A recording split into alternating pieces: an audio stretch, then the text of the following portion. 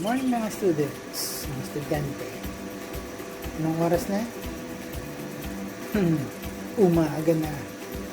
Ngayon na magpapagos. Sorry yan. Hindi ko sure kung matatapos ko itong video. Pero papa-upload ko ito.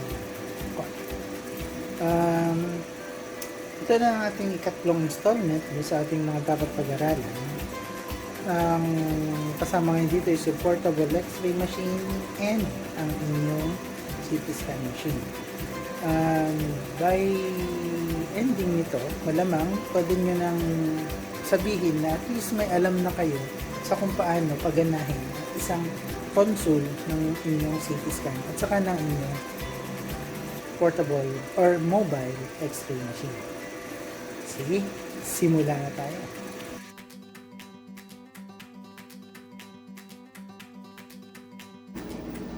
Ito po ang paggamit ng portable machine. Una po, sasaksak niyo po ang machine. Tapos, i-on.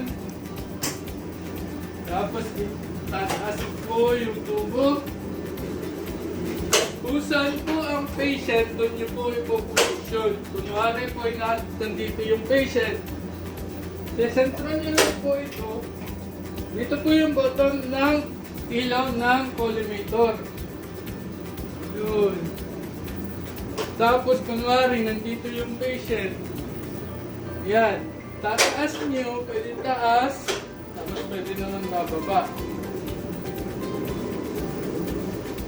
Tapos, yung collimator, ma-adjust naman dito. Dito po ba, sir? Yan.